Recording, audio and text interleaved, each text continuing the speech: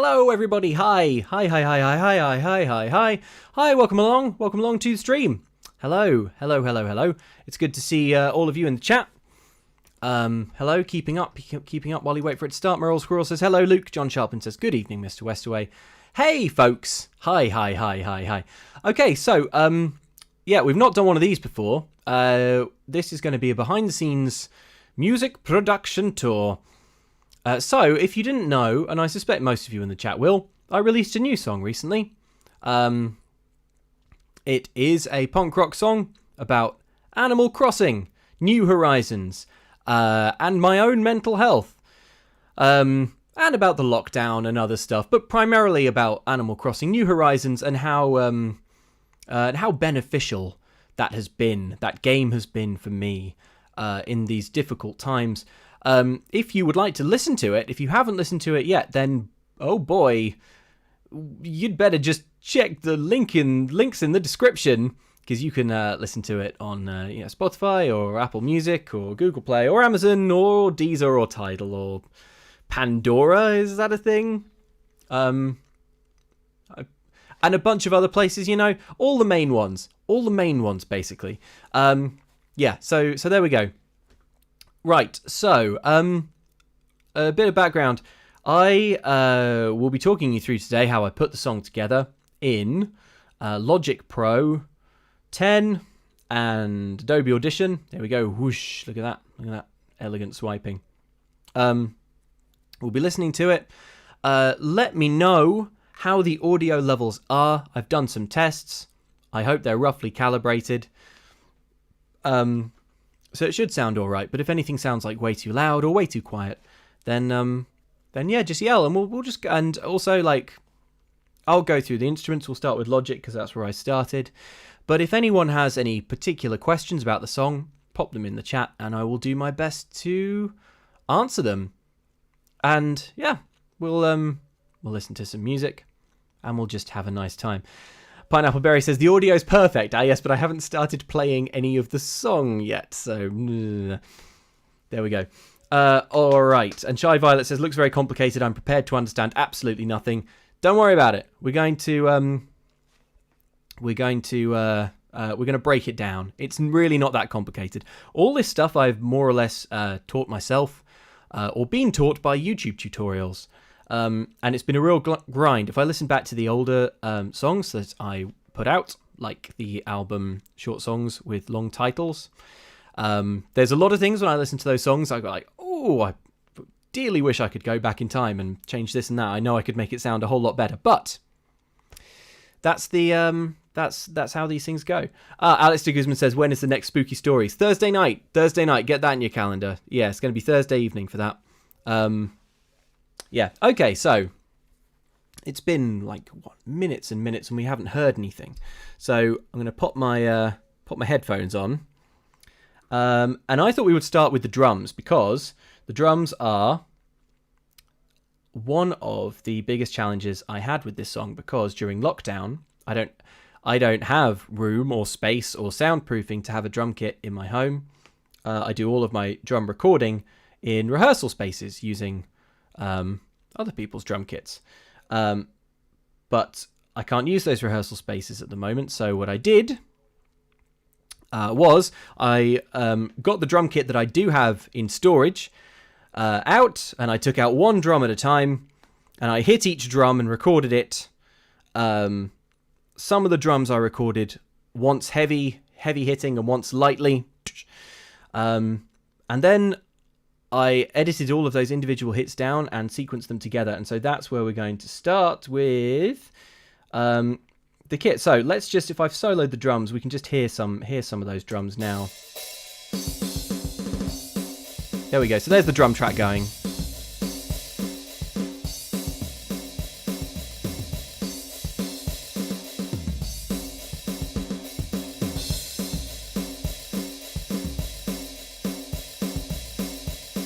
There we go. I tell you what, for context, why don't you hear? So in Logic Pro 10, this is where I recorded all of the guitars, and it's also where I sequenced the drums. Here's how all of the guitars and the drums sound together. This is not very Not very mixed, but you can give it a listen.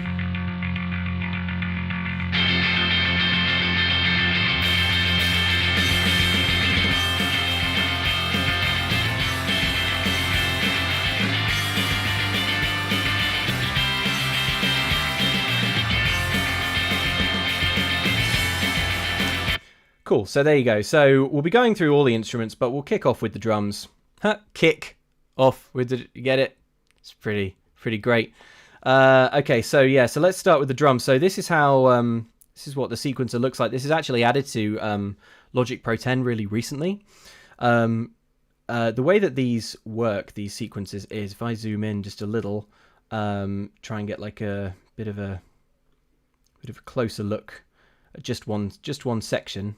So let's highlight this, get that looping. Let's extend that a bit. Okay, yeah, so that's the beginning of the song. So you can see the way it works is when you highlight these, here's my kick drum. Oh, hang on, we want to be... Oh, there we go. If I pop these in, you can hear that's how these get entered. If I pop in some snare hits there, and you can see how this works. It plays through these sequences. Yeah, there we go. So this is basically how I put the drums together for the song. I went section by section. John Sharpton says, "Ooh, cool. Yeah, it is cool. I love messing around with these things." So there's my, I recorded 2 open hi-hat sounds. I knew I wanted this to be primarily open hi-hats for that sort of like really loud, washy sound. So this is hi-hat open, number 1. You can hear it sounds very similar to this.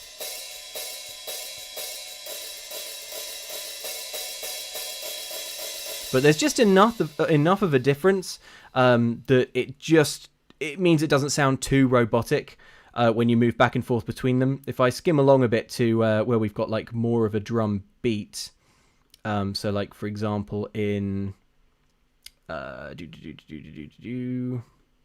let's go a little bit further, shall we? So like here, let's give the laptop a second to catch up. Just thinking about it.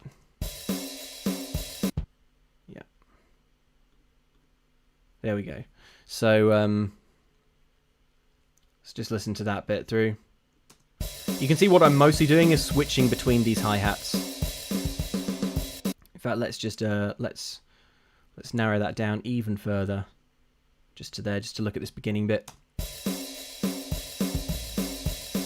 So you start to get an idea of how these drum kits are, of how these drum beats even are put together.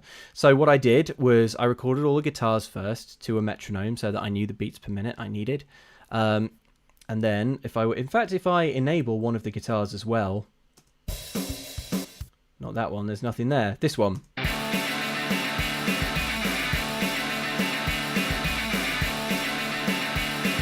So at every stage I was listening to what does this particular phrase need in terms of drums, what will make it sound good.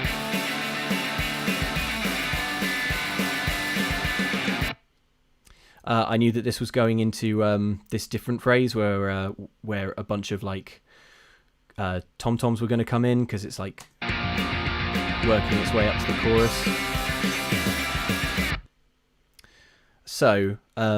So that's basically how the drums were done. If anyone has any questions about the sequencer or anything, I'll just show you. I'll just like change some stuff around with it. There's a lot of like trial and error, which I quite like. So you know, just like adding things. I think this should put in some triplets. That's pretty cool, right? Wild.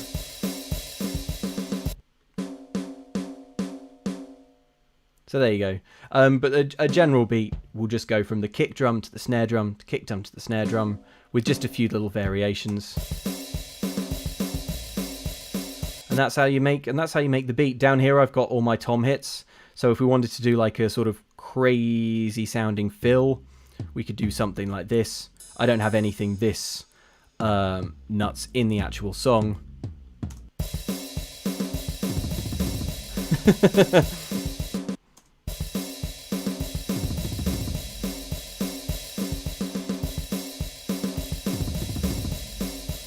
There you go. Good question from Claire T, who says, how much did you limit yourself with the drums, just to what you thought you could physically play?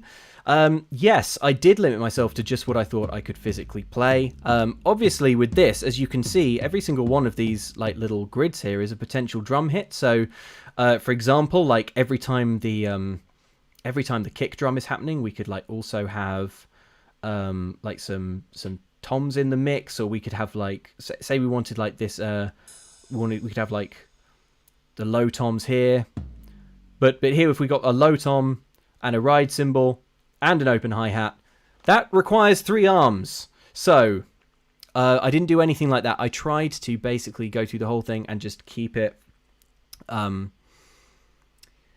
playable for real, partly because I was feeling really self-conscious about the fact that I wasn't playing them live, I think. And also just to try and... all the way through, I was trying to make this sound as natural as possible. I didn't want it to sound like a drum machine. Marie Zimmerman says, just put a stick in your mouth. Yeah, that would have worked. Here we go. Like, you could do this. And, you know, like, that could be arguably adding something to the song. But I didn't. Actually, you couldn't really hear that. But I didn't do that. I tried to keep it just realistic. I tried to just visualize as I was going through, like, where are my arms? What are we doing? I put in a few rhythmic maneuvers in here that I would struggle to play for real, but that are playable and would be playable by me, I think, with a little bit of practice. Let's find an example. So here we go. Beginning of the chorus. So I knew that this is one of the big advantages of doing the drums this way. I knew that coming into the chorus, there was a particular thing that I wanted to accent with the drums, which was and if you got the time to play, and I know you do. I wanted that to rock back and forth. I knew I wanted to break up that rhythm. You can probably hear how different it would be, in fact, if I find those hits. Where are we? Okay, so it's this bit. This pattern. So what's going on here is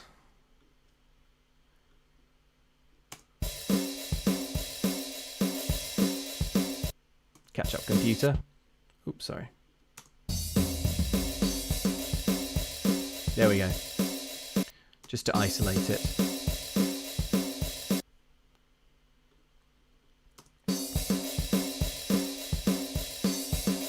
There we go. That took a while. So pop the guitar back in so you can hear whereabouts we are.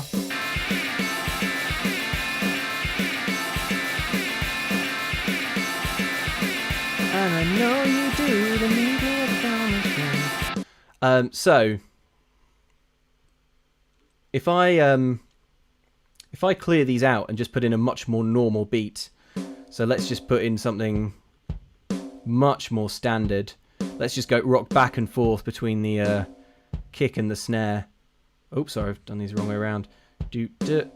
Kick, snare, kick, snare. Catch up computer. Kick, snare. There we go. So you can see how, so you can probably hear what a difference that would make if I bring in everything else.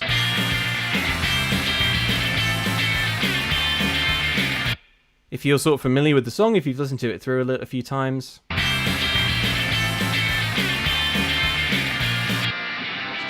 just have some of these.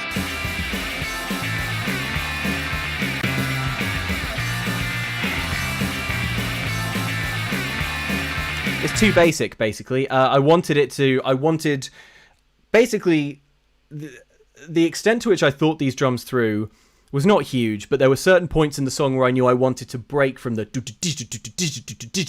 I knew I wanted it to be like, you know, gosh, that didn't make any sense. That was just noises, and just have the the drums basically break it and accentuate different parts. Merle Squirrel says, Luke, having done the drums that way, would you do it again once you've got more access to your drum kit? It must be much easier in some ways and much harder in others. Well, honestly, the advantages far outweighed the disadvantages. Yeah, we had so for example, like actually getting all of this in to Logic was a faff.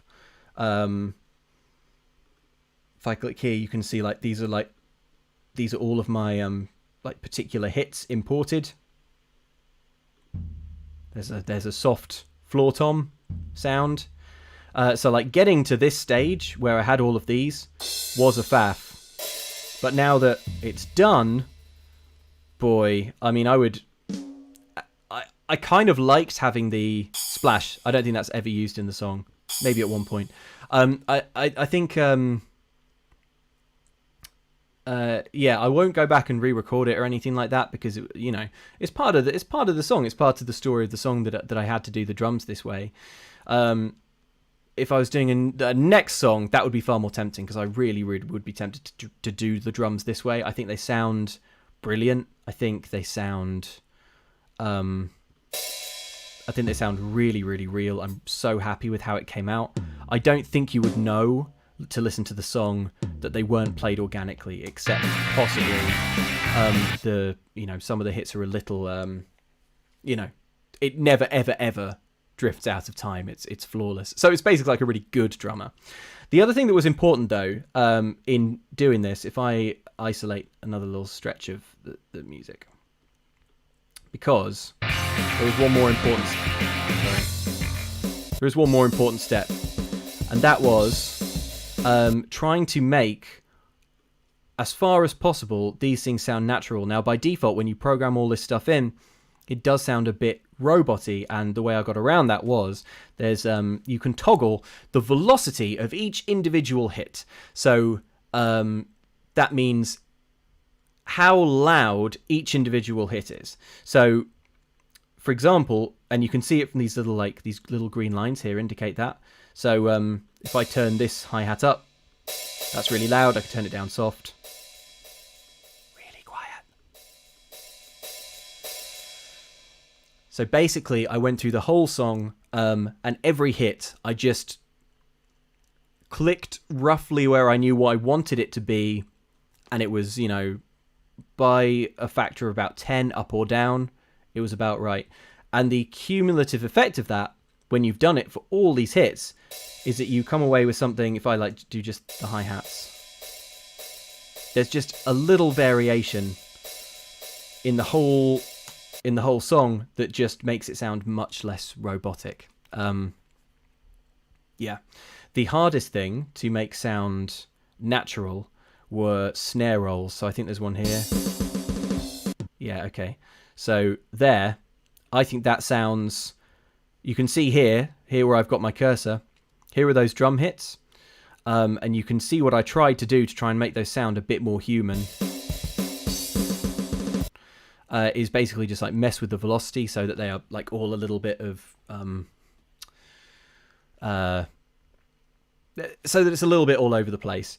There's a longer roll somewhere. It's when we go into the final chorus. So that would be here. There, yeah, that's it. That's the one. Sounds like a machine gun. There we go. So you can see how much I've messed around with the velocity of all these to try and give it a natural. It kind of goes like up by 4, like the Zelda chime, and loud at the end. Yeah, sounds pretty robotic when you hear it like that. But I've done everything I can to try and make it sound somewhat more natural. So that's basically how the drums were done. Let's move on, shall we, to something else. Actually, first let's check in with the chat, see if anyone's got any questions about that or about anything else. Let me know. Obviously, this is like all quite technical and quite hardcore. But if anyone has questions, like just about anything else, anything to do with like the song or I don't know, lyrics or whatever, basically. Like the non-technical stuff, I want to cover those things off as well, because I know that this stuff is mostly interesting to me and other like music nerds and stuff. But I do want to talk about other stuff. So yeah, there we go.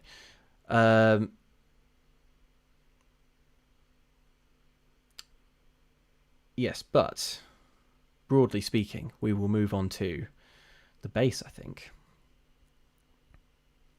Shy Violet says, simple question, did you have fun? That's a really good question, Shy Violet, and honestly, I don't know the answer. Some parts of this are really fun. Some parts of this are so much fun. Some parts of it are really frustrating and a real slog. Like any creative endeavor, I suppose. I enjoy it enough to keep going. That's probably what I would say. Because I'd already recorded 2 punk songs in this way, Model Ships and Difficulty Spike, I wasn't super excited about recording the guitars, because I kind of knew how it went and I knew it would be a pain. We'll come on to the guitars in a minute, and it's such a pain. But I was excited to try the drums. I think actually it was like once I realized I could do the drums this way, it was that excitement that carried me through the whole thing. Lots of it is fun. I really enjoy mixing it. I enjoy playing with effects. I really dislike mastering, which is the very final step where you try and get everything perfect and nicely volumed. That is very. I don't have any training, and that's where a professional would do a much better job than me. It's mercurial, it's dark magic, that stuff. Yeah. What else? Oh, Emily Price says, have you ever played live in a band or otherwise? Yes, I have. I was in a band in school, a rock band. I played the drums there. In uni, I was briefly in like a 2-piece band where I played the guitar. So yeah, I have. Not as and it is like the best high you can imagine. It was so much fun, even though our band was a little ropey, largely due to me sucking at the drums and guitar. But that was, yeah, man. There's nothing like we played a few gigs of reasonable size, and it was just such a good time. Cool. All right, so let's move. Our Gentle Mandrill says, what was the first instrument you played? First thing I did, I had piano lessons when I was very young.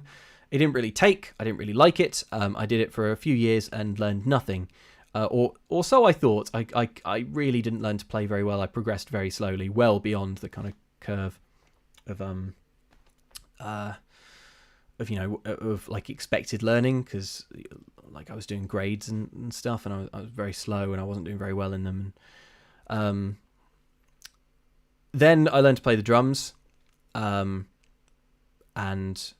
yeah, and then I was playing in a band, and that was way more fun because you play the music you want to play. And then guitar. I self-taught guitar completely. I've never had a guitar lesson. And I think it really shows. If you watch me hold a guitar, I just feel like I'm holding it wrong all the time. Nora Blanche says, question, do you usually play all the instruments in your songs? Yes. I play them all. I mean, on literally everyone else in the world, Andy plays bass and a guitar solo. But obviously that's a team effort. That's not one of my songs. But yeah. I play all the instruments. Cool. All right, let's move on to the bass, shall we? You know what I should have done actually is grabbed a guitar so that I can go through the chords. But I'll run and get it in a minute. Claire T says, do you play left-handed? Yes. The guitars are more expensive and harder to find, and that is about it for the advantages. Right. Okay. Let's talk about bass. So the way I recorded the bass was the way that I recorded all of the guitars, which was something called direct input, which means I plugged my guitar. Hang on, I could probably show this on screen. I have this little amp. Here it is. It is a really cool practice amp. It's made by Yamaha. It doesn't go very loud, but what it does have is a USB input. So I plug my guitar into this, and then this goes from here to my computer. And then I play with Apple's range of built-in amps, find one that sounds roughly good, and then mess around with it. So let's listen to the bass for a little bit.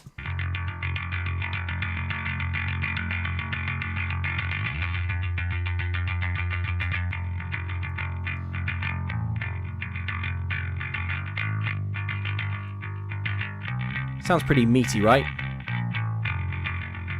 I love this bass sound. This was actually the sound. You can see this little MS here.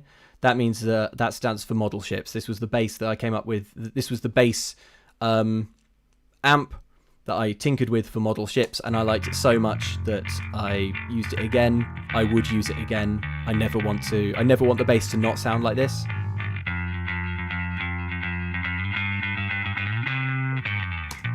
Ah, man, it's so cool. But you can hear how it would sound with a bunch of other things. If I try swapping the amps. So, for example, electric guitar and bass. Here we go. I think this is one of the crunch bass options. Oh no, it isn't actually. It's clear. Here it is. Rehearsal room. Sounds a bit different than the default. But if I flick around, you can hear how different ones sound.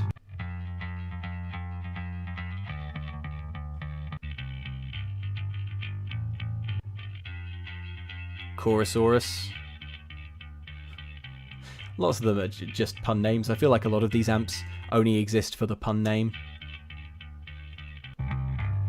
That one's nice.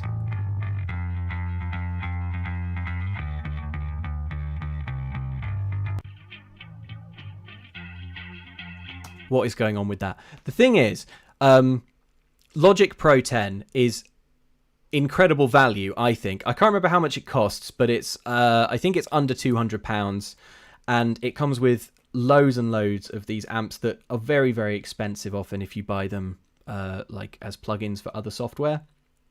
So I really, really rate it. That said, an enormous percentage of the built-in amps are basically things you would never want because they just sound daft or like some sort of novelty instrument. Like this. When would you ever Funkulator? I mean, come on. Come on. That one's quite nice though. And Rehearsal Room, which was the starting point for this one. I really like that one. If I go back to my channel strip. Claire T says it's a bit like all the novelty sounds on the keyboard. Okay, clever, but ... Yes. That's right. They are not useful. So then the way that you tune these things is basically all with software. So like here you can change all these things. If I crank up the gain, you can hear how that sounds. Higher. Let's turn the high down and the low up.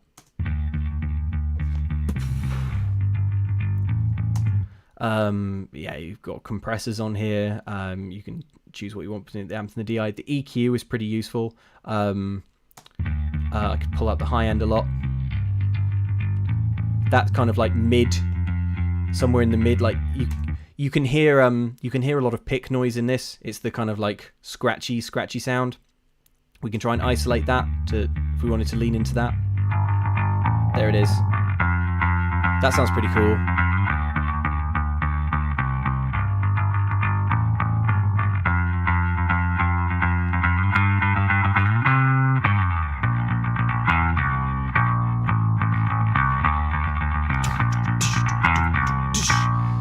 Me air drumming to this is not going to be quite in sync with the bass, so sorry about that.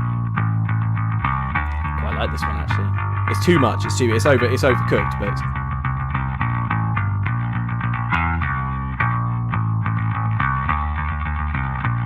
So there you go. In terms of what the bass is actually doing, I do want to talk about that a little bit.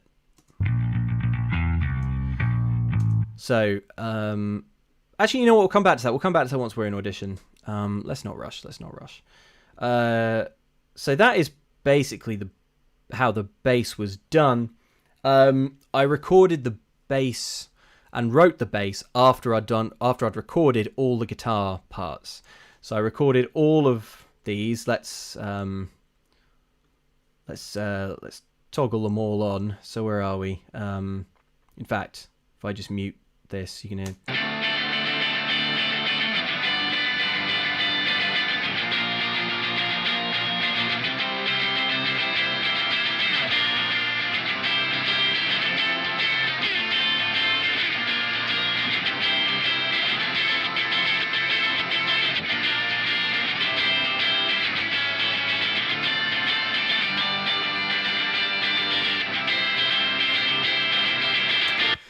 Emily Price says the bass can be so much more than just root notes too. Luke, is it in this one? Yeah. So you know what I was going to talk about. Let's get into it now.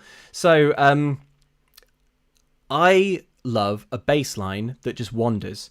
The most straightforward, and there's nothing wrong with it, kind of bass line you can do, especially in a punk song, will just hit the root notes of each chord. So coming into the chorus here.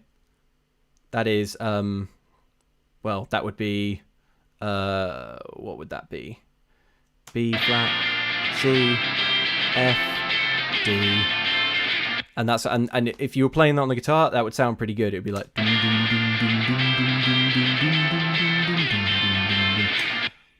something like that. And there's nothing wrong with that because it really, really accentuates the chord sequence that you've got going on. However, I really like ones that wander around. So what I do is I record all of the guitars, and then I basically just mess around on the bass until I have come up with something that I think is groovy. And for the chorus, this is my favorite bit of bass, so we'll focus on this, I suppose. If I unmute the bass, you can hear how that sounds. Actually, let's just turn these down ever so slightly so that you can get so you can sort of better hear what the bass is doing. Let's just take these things just down a few decibels. Okay.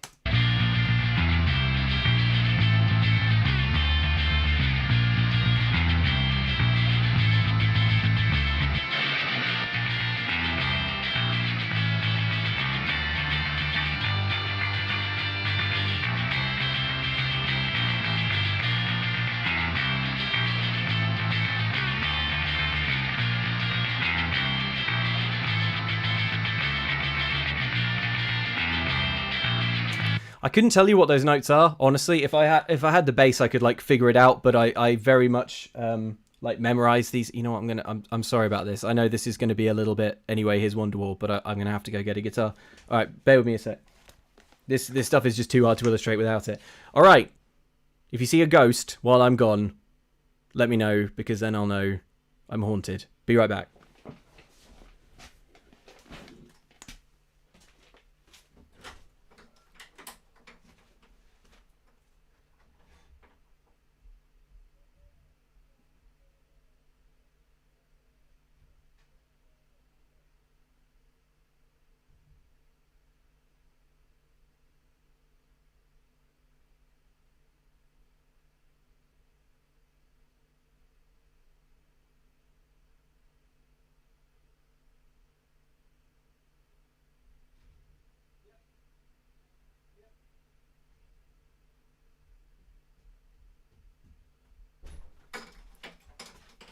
All right.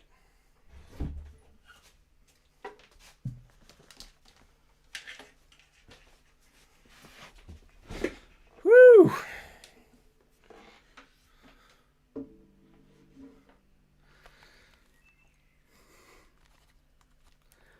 Well, folks, did we remain unhaunted successfully? I think we just about did. And look. Anyway, here's Wonderwall. Right, so... yeah, so the chords. Let's talk about the chords now. Look at me holding this. To fit this on webcam, it's like I'm holding an old classical guitar or something. Okay, so the chords in the chorus, which is the bit we're looking at, are here. B flat, C7, F major 7, D minor 7,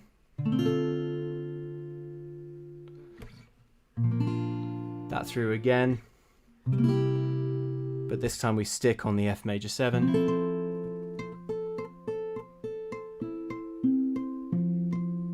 Emily Price says, "There's those spicy sad chords."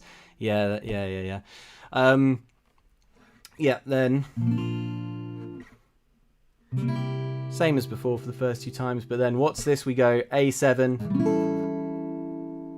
and we use the A7 root to get to that D minor 7 again. Then G minor,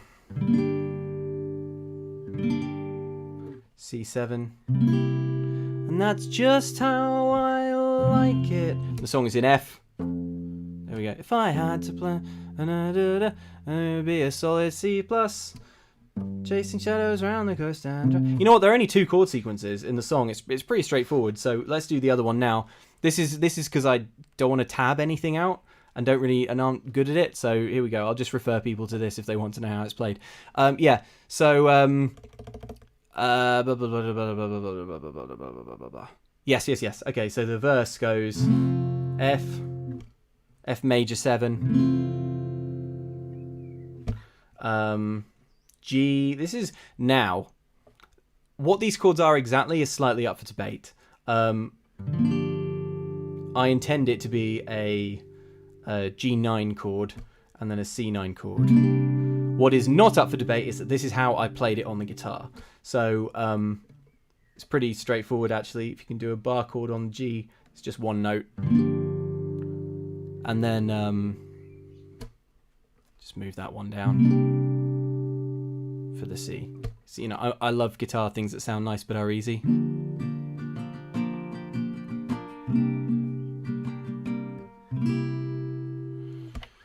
Cool. John Sharpin says, "That's crazy that you just remember the chords without specifically marking them down."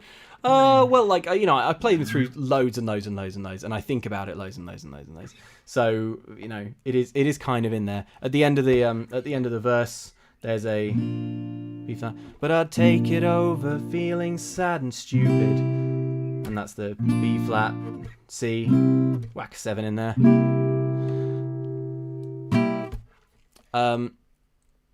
Yeah, those are the chords. Those are all the chords that there are. So to get back to the bass, for the bit that we're talking about, the chorus, a really, really straightforward bass line would be to do this.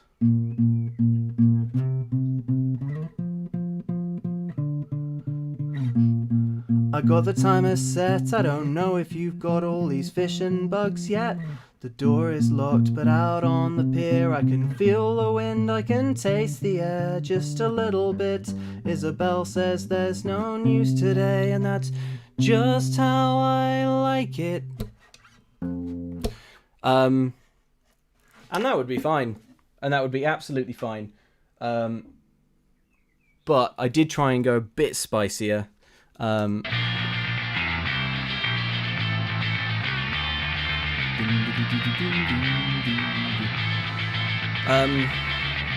yeah, there you go. That's basically the bass. It wanders all over the place. I recorded the whole thing. Logic Pro is quite good for giving you like multiple takes of a recording so that you can kind of like listen to different ones back. So like where you see them all stacked up here, that's like different takes. I never ever I never ever have 2 like bass lines that I want to hear, and I'm like, oh, but maybe it sounds better like this. Is how Apple presents it, like in all of its marketing. It's like, oh, but maybe you think this bass line sounds good, or maybe you think this bass line sounds good. No, I only ever want one thing, because it's the thing that I've thought of, and it's like the thing that I can maybe play. And the takes are just, if I play one and I go, well, that sounded basically okay, but it was a bit rubbish, it's possible that's the best I'll ever be able to do, so I want to keep it, but I will try and record another one. So that's what all these takes are. They're all exactly the same thing, just like rubbish and rubbisher performances of it. Then once I'd got like my bass lines down, I put in a few bits of flair, but like really straightforward stuff. There's one at the beginning. There's quite a few of them. That's basically just playing the same thing an octave up. Slide. Bass slides sound amazing, so I try and use them as much as possible. That is like, you know, that sounds awesome.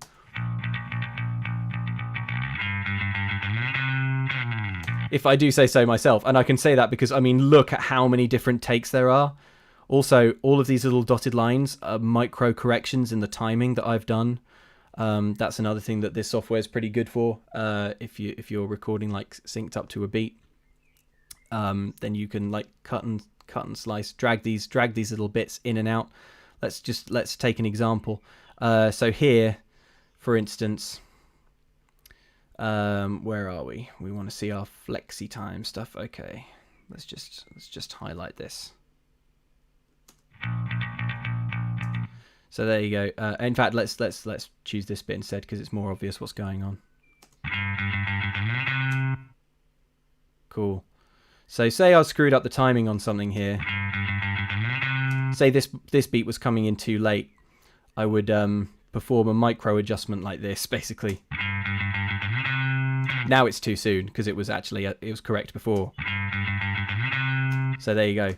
Falsehood and lies. That's what it all is, folks. Falsehood and lies. I could move it back. That sounds quite cool. Just coming in a bit late. Yeah, I like that. I do a lot of corrections. I sharpen everything up. Normally it's only tiny, or I correct it, listen to it, and then go back to how it was originally. But often it just if something just comes in a little sooner or a little late, it just changes how everything else feels. Carrie Fraser says, I'm thinking about getting Logic Pro, but my big question is, can you color code the clips within the timeline? I work in post and I'm all about color coding, so it all makes sense to me. I think that you can. Have I tried it? No, but I'm pretty sure. This one's blue because it's an audio file, and that's why I'd be amazed if you couldn't do that. I don't know how, but it would be disappointing if you couldn't. So, Earthquake Audio says, yes, you can. Okay, good. All right, so there we go. Thank you, Earthquake Audio. Thank you for that. Thank you for being helpful. Yes, I do try and use color coding, but it just all falls apart. I don't deal with enough. I don't have enough tracks. I can just, because it's so few and it's relatively simple, I can keep it in my head. Okay, so having completely ruined that. Cool. Let's just put it back to how it should sound. Right, let's move on to the guitars. So you've already heard what the guitars are playing chord-wise, but what that doesn't really tell you is the sound I was going for. Now, this is another thing that I did on model ships and liked. In fact, both of these amps are slightly tweaked versions of the model ships virtual amps. But the main thing that's important here is the technique. So here we have, there are two guitars, at least two guitars all the way through the song. And for the verses and the chorus, which is the meat of it, this is what the guitars are doing. Here's one. If I had to go,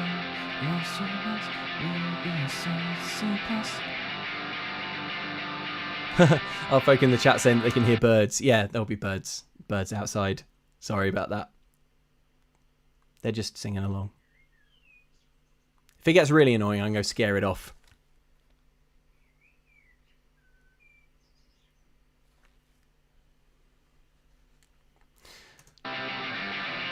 So, yeah, so this is amp number 1.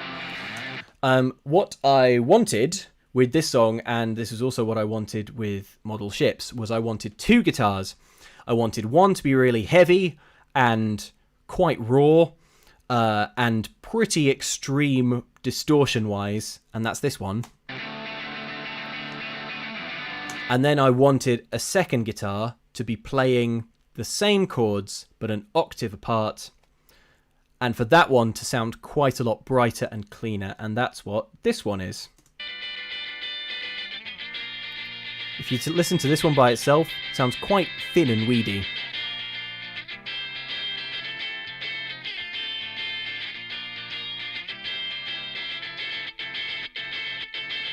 And there's some slight rhythmic differences, like just there. I have the high one going.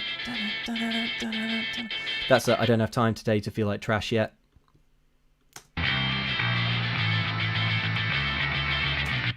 So yeah, just trying to like occasionally have one come to the fore over the other, one guitar over.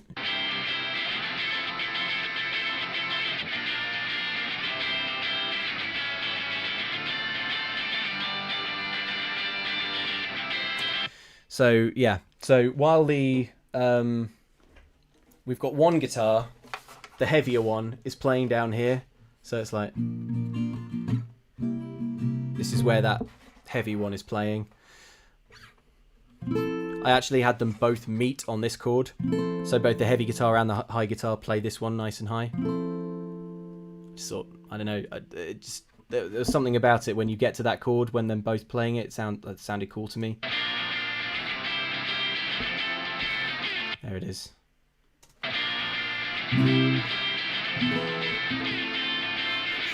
Play the right chord loop.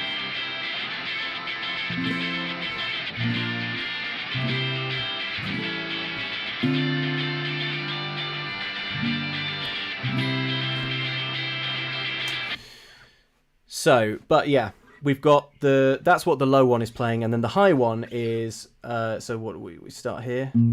So I'm remembering this now as I go. So we're like up here, playing it up here. So it's this little shape here.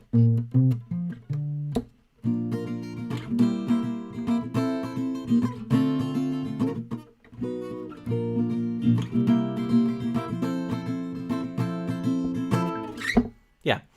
But the thing that I like about this, and I stole this technique. Well, the first time I heard it knowingly used was by NoFX. I think the punk band NoFX, they usually have 2 guitars playing octaves apart, and I just love the effect. So that's what I was going for, basically. That was the mood I wanted. I wanted those 2 guitars. Then now the panning here is all flat, and you'll see why. Sorry, panning is what appears out the left side of your hearing, and if you pan something to the right, then it appears on the right. You can hear, in fact, probably we're in stereo here, aren't we? Yeah. So let's focus on this one. Let's pan this all the way to the right, and back to the left.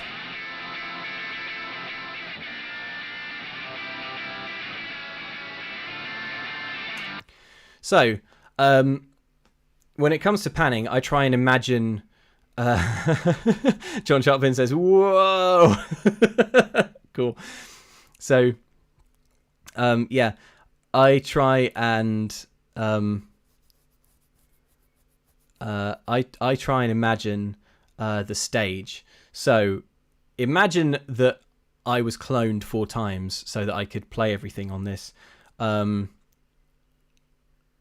You would have one guitar is stood on the right of the stage, and so that we would maybe pan that 50 right, and then this one, the high one, maybe that's over on here on the left, and you can hear as soon as you get that separation,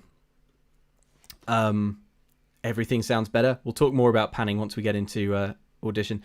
Borderom says, I thought the sound was turning around me. Not gonna lie, I got dizzy for a bit trying to follow it. Cool.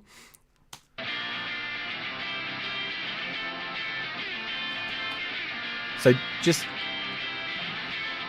just listen to that, and then I'll turn the panning back to like everything full center, and you can hear how much worse it sounds.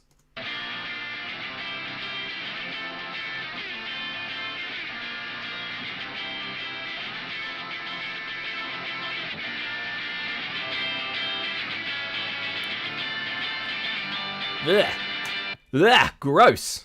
Lucenthius says, this doesn't work for me. My right speaker is broken. I'm sorry. Okay, Lucenthius, hang on. Let me just pan everything. I'll tell you what, why don't we pan 126 to the left and one all the way to the left, and that way you'll still hear that separation out your left speaker.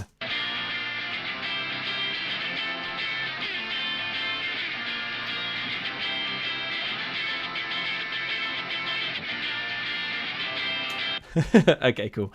Right, so panning is so important, and we'll talk more about panning once we get into Audition, and we're nearly there because there's not much more to talk about here. You can see how I recorded the guitars. If there's any particular bit, like guitar-wise, that anyone wants to know about, let me know. There is, however, one more important thing that we need to talk about here, and that is this third guitar track, the mystery third guitar track, and it's not the solo. This is, again, something that I messed around with in model ships and absolutely loved it, and I knew I had to try this trick here again. What this is, if you can believe it, this is that heavier guitar, and it's just playing one chord. Listen to it.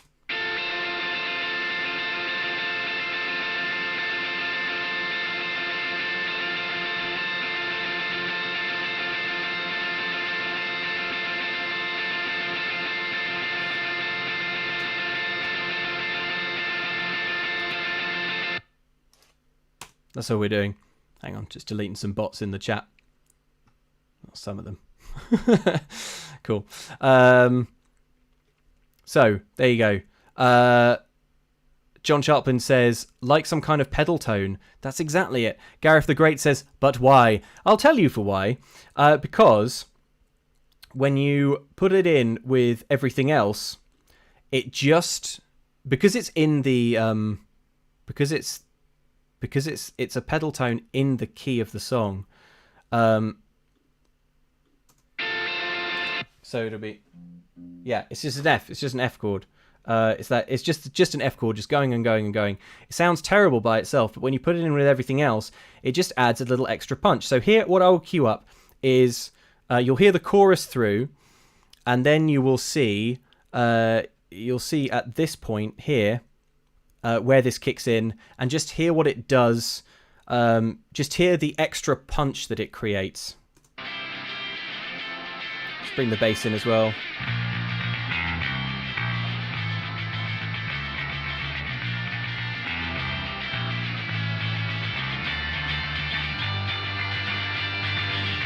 Here we go.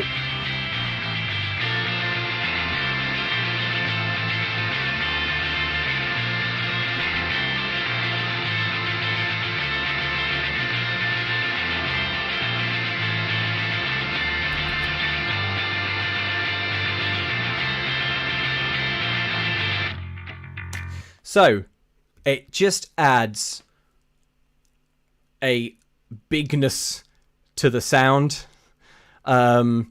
It makes everything sound immediately emotional. I think bigness is really not the word, but it just I think it just makes things sound. This is a terrible word, but it's the only thing I can think of. Soaring. It's kind of it makes it soar. So. Yeah, there you go. Philip Ratkovich says, as you said, it sounds terrible by itself. How did you get the idea to add it in? I got the idea to add it in when I was just when I was messing around with model ships, which was back at the very end of last year. And it just, I was literally just playing along, and I just stuck on one chord, and it sounded great. And, you know, like, the music theory is really sound, because it will always be in key, if you like. It will always fit with all the other chords. And I used it here very tactically. So this is at the end of the chorus when we go into the woes. Sorry, this won't be quite in time, so I can only apologise. I got a timer set, I don't know if you've got all these fishing bugs yet. The door is locked, but out on the pier I can feel the wind, I can taste the air just a little bit. Isabel says there's no news today, and that's just how I like it.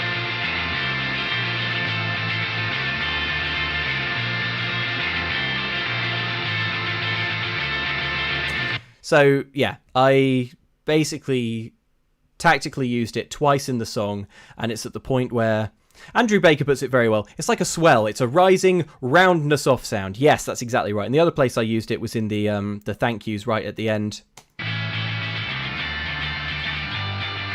And all I need is a little bit. So thank you, Tom, Mirror, Mac and Beto. Thank you, Cole, you little weirdo. There you go. Right at the end. At the end there. Yeah, so it just fills out the sound.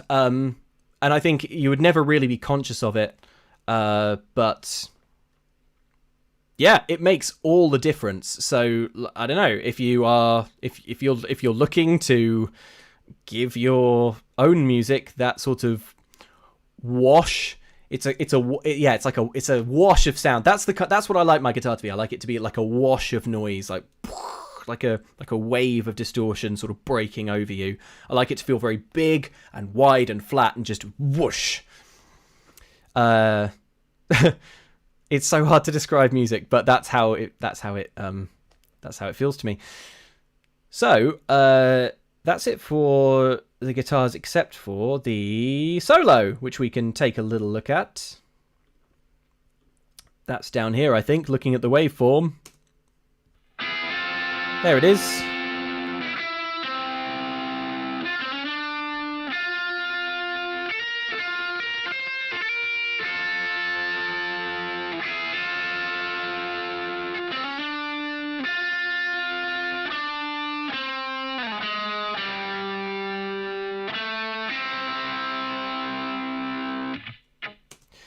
It's real simple, that actually, like, it's melodically not overly complex.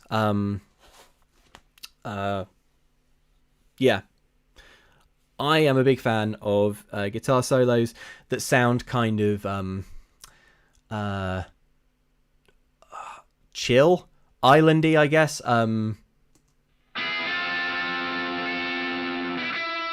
What makes that solo sound rocking is the fact that it is played through this amp, which is just like so heavily distorted, that like anything you do, any note you play will sound like it rocks real hard. In fact, let's show you how we could crank it up.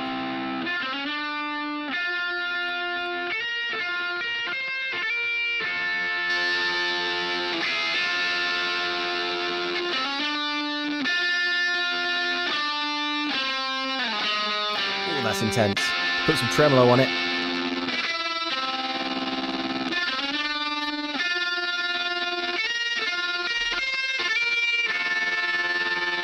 Oh, okay. Oh, that's vibrating the old ears.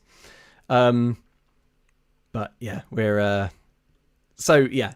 With all this stuff, you do have to exercise a little bit of restraint, I think, so as to not have the guitars sound just too OTT. Generally, less is more with like gain and distortion and stuff. Under the chorus, I've just got that high guitar going. Let's pan it out.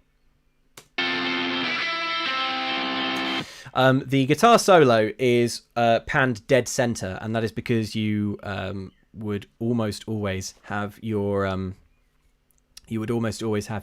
singing panned dead and center, because it's like the most direct thing. It's like the things that go right in the middle have to be things that you're always hearing. They're the most important things. And actually, like the guitars in this, because there's a lot of them, they're not the most important things, weirdly. So the bass I have panned almost dead center. The drums I have kind of panned maybe like between 10 left and 10 right. Oh yeah, that's another thing with the drums that I didn't mention. I did go through each of these individual instruments, and just where are we? There we go. Yeah, you can see here these little circles, and just pan them around. Again, just imagining if you're looking at it face on, kick drum dead center. The first crash would be slightly off to your right, and it just creates like a little bit of spaciousness in the sound. It lets everything breathe. You hear everything more clearly if they're not occupying the exact same like musical space in the pan. Right, so yeah, that is basically everything. So my process is I record everything here, then I export these tracks individually, and I bring them into Lumos D says, okay, that one part there that sounds like the end of the solo, but then it's not. It's such a Luke thing, denying your ears the resolution. Yeah! Don't let it resolve. Don't let it resolve. Yeah, then I bring these tracks individually into Adobe Audition. And here is where they get all prettied up. So this one up here is the drum track. So let's hear this now.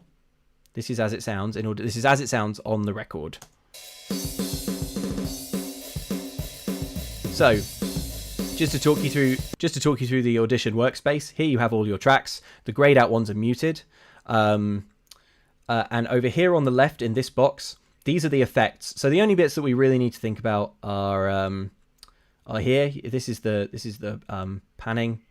I already panned these before I sort of exported them, so we can keep them dead center here in Audition. All we really need to think about is this, which is the gain, the volume. I turn that down, turn it back up. What was it on? -3.5.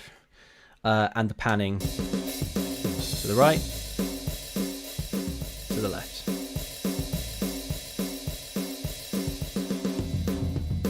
And back to center. And then over here we have all of the effects. And this is where things get fun, because I love doing effect stuff. So if we just play it through, first what I'll do is turn off all the effects. You've already heard what this sounds like with all the effects off, but turn them all off. So this is how it sounded coming in to Audition when I put the raw file in, and then with all the effects on.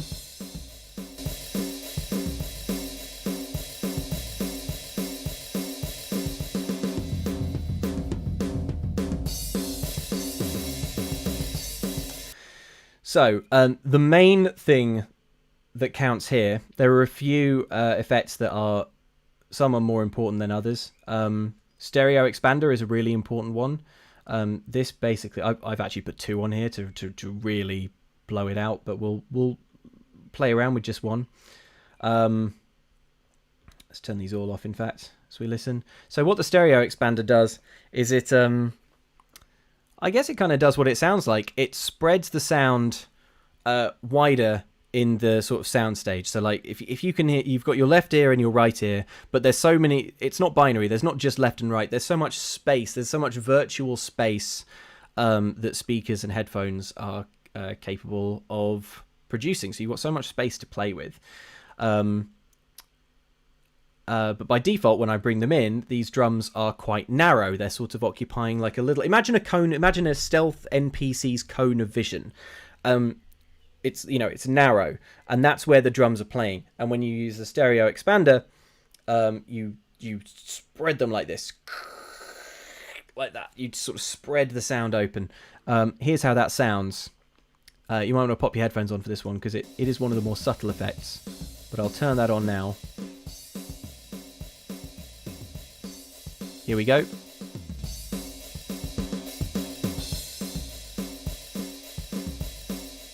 And off.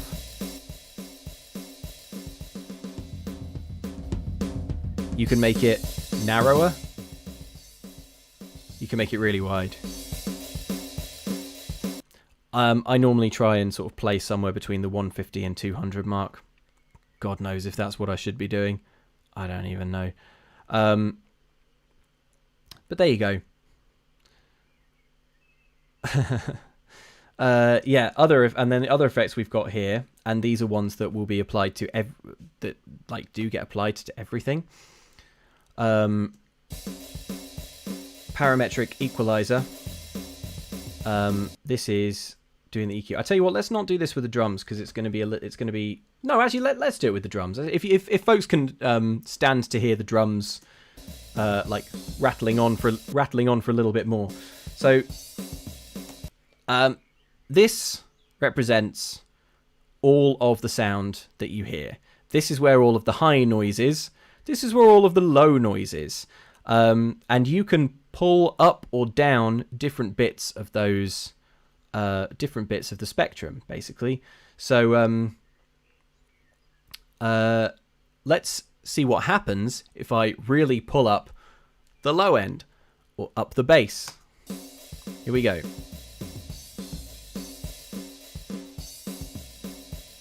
Oh, I haven't actually turned this on, sorry.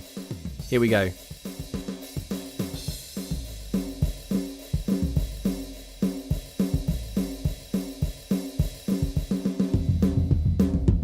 Way too much, but you get the idea. Similarly, if we turn up the high end,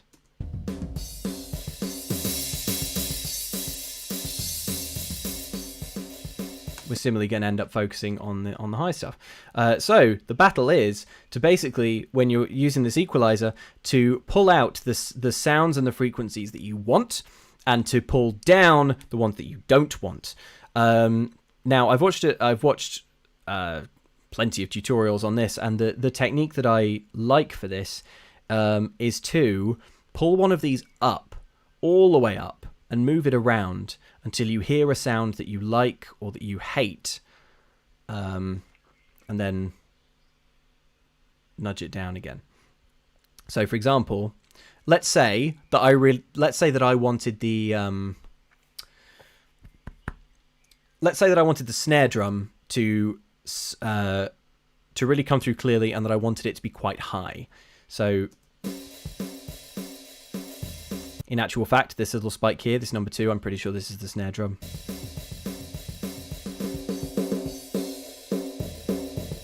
Yeah. If I move this left and right, we can hear how that sounds.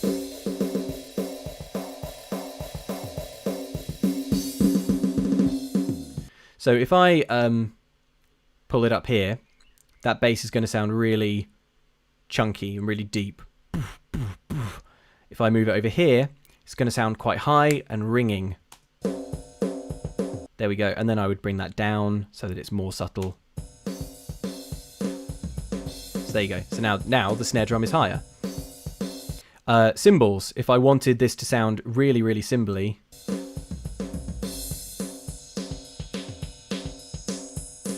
that sounds like it's where they're sweetest.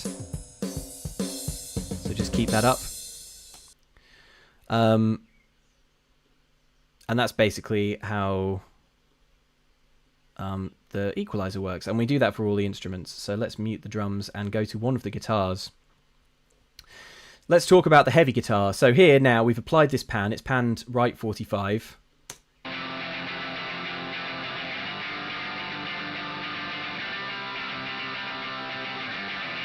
Now, there's a stereo expander on here. There's also reverb. Oh, sorry. Let's put all the drum effects back on, shall we? Reverb is very important. It makes things echoey. If you're not familiar with the term.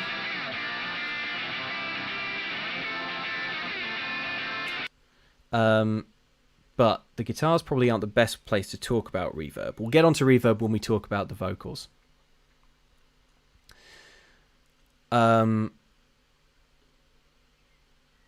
Yeah, so what I've done with the guitars is applied some effects. There's the stereo expander is on there. Again, we've got 2 stereo expanders, reverb and the parametric equalizer. It's not doing much, as you can see. You can hear how it sounds with and without. That's without. Very subtle. If I wanted, I could pick out different bits of the sound though. I don't need this guitar to sound high and scratchy because I already have a high and scratchy guitar. So maybe I wanted this one to sound a bit more, you know, beefier. See, that just sounds horrible. So actually we could pull that down.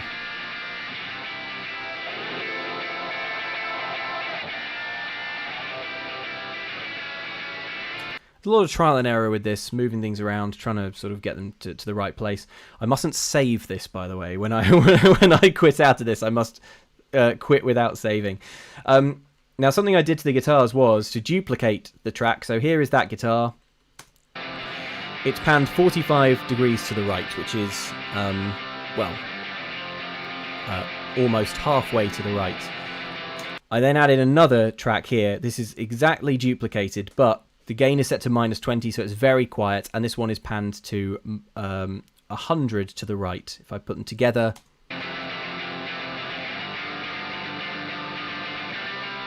turn the toggle the quiet one off and on.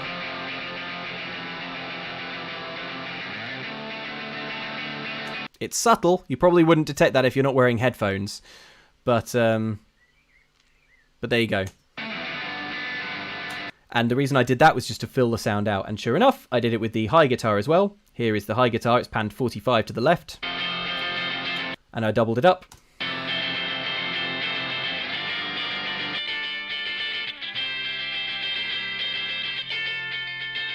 Turn it off.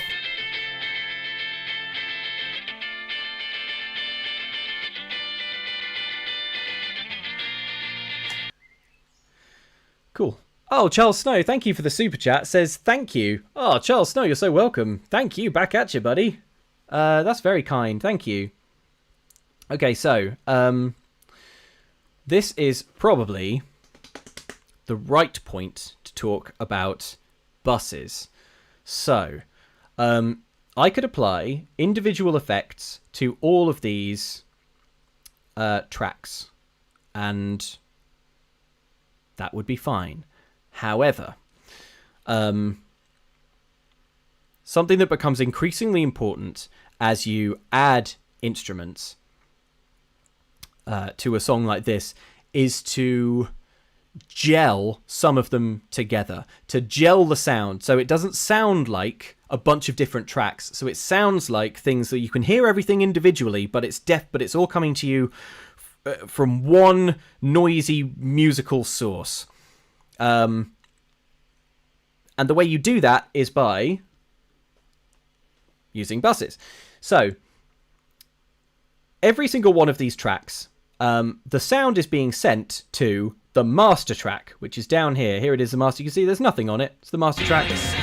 Oh, wow. There you go. That's the whole song. That's everything, including the singing. If I turn this down to -84, boy, is that quiet.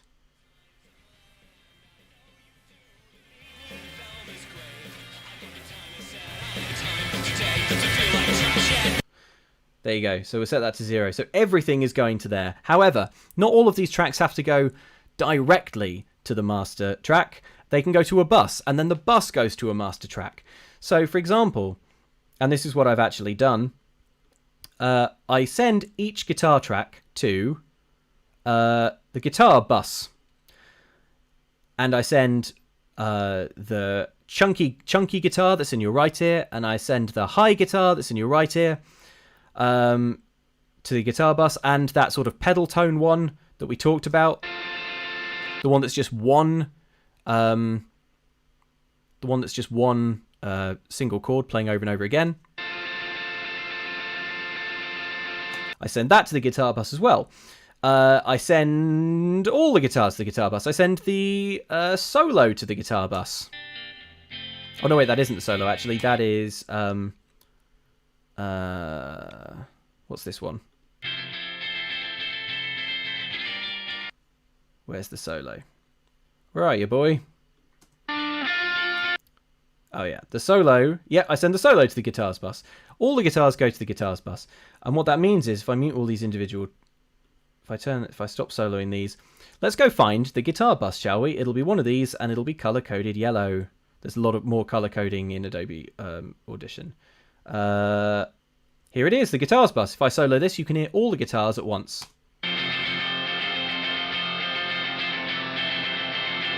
That is all the guitars in the song. If I turn this down, all the guitar tracks get turned down.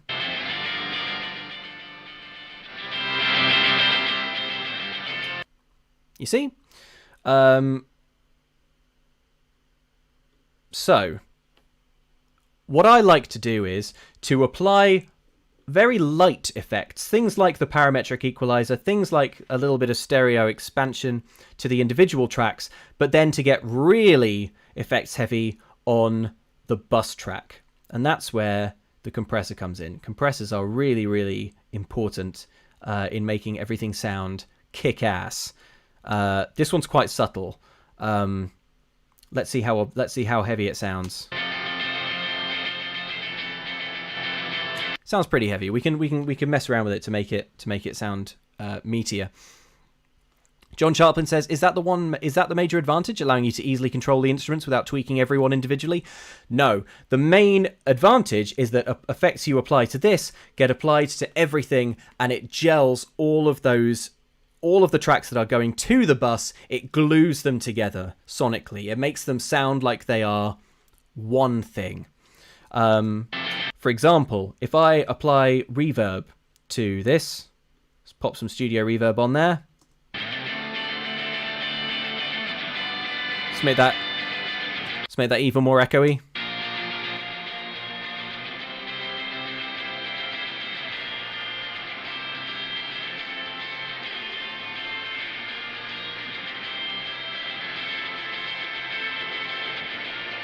If we wanted it to sound more reasonable, we might do something like turn the reverb down. These dry and wet things took me ages to figure out what this meant. Dry is how much of the unaffected sound you're hearing, and wet is how much affected sound you're hearing. So if I turn wet right down, then there's not very much reverb. If I turn the dry all the way up, there's even less. But if I turn this down to here and turn this down to here, you start to get like a more subtly reverbed sound.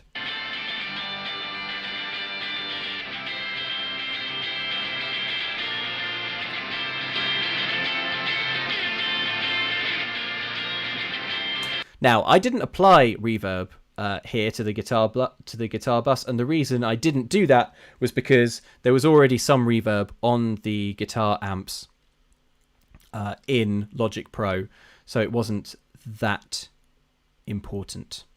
Emily Price says it's like putting Photoshop layers in a folder. Yeah, that is a very, very reasonable way of thinking about it.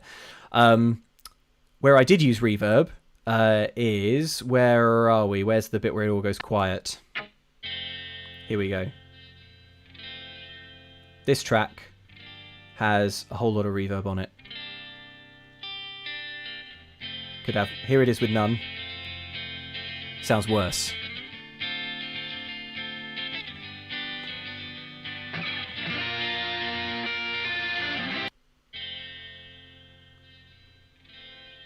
We can make it so it's just reverb.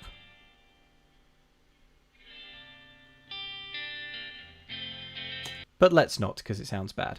That's where the most reverb is. There's also some a delay on that, but let's talk about delay when we get to the vocals, which I think we are going to in a minute. Compression. That's what we need to get onto. So here's a compressor. What a compressor does is, if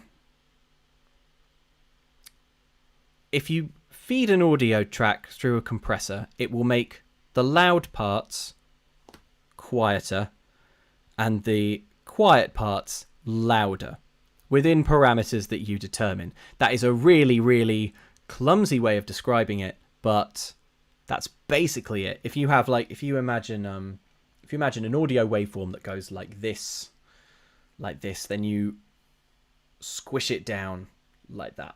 Now, you might think that squishing down your sound isn't ideal, and often it isn't, but what we're mostly trying to do on this is with compressors when we're doing music is make sure that nothing gets lost. So we're trying to take the things that are quiet in the mix and we're trying to bring them up. Let's let's move on to the vocals, because I think vocals is a really good opportunity to talk about compressors. And compressors are probably the most important and also the sort of trickiest and most